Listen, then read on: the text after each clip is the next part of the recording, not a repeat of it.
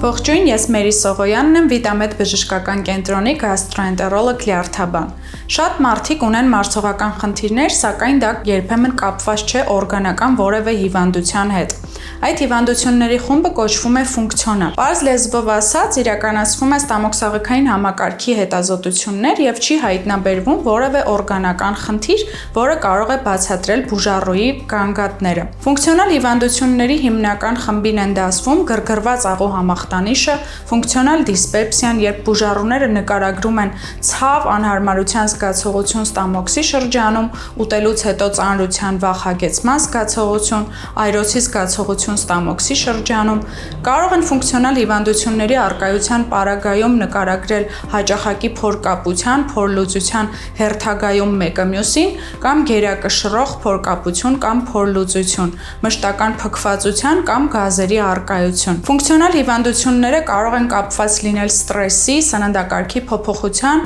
քնի անկանոնության կամ նյարդային համակարգի ներգործության հետ։ Ֆունկցիոնալ հիվանդությունները երկարատև չբուժելու կամ չկառավարելու պարագայում հիմնականում կարող են չունենալ որևէ կողմնակի օրգանական դրսևորում։ Այս հիվանդությունը սովորաբար վտանգավոր չէ, սակայն երկարատև չկառավարելու պարագայում կարող է առաջանալ վախի զգացողություն սննդի հանդեպ, բազմաթիվ սննդային սահմանափակումներ, տագնապ, անհանգստություն, ստրեսի բարձրացում, վերոնշյալ գանգատների հաճախակի կրկնություն, աղիների աշխատանքի անկանոնություն, որը ի վերջո կարող է բերել կյանքի որակի նվազման։ Եթե նկատում եք վերոնշյալ գանգատները եւ այդ գանգատները անդրադառնում են ձեր կյանքի որակի վրա, ապա անհրաժեշտ է դիմել գաստրոենտերոլոգի։ Եվ հիշեք, մարսողական համակարգի առողջությունը կարևոր դեր ունի ընդհանուր օրգանիզմի ճիշտ աշխատանքի կազմակերպման հարցում։ Եղեք առողջ եւ ինֆորմացված։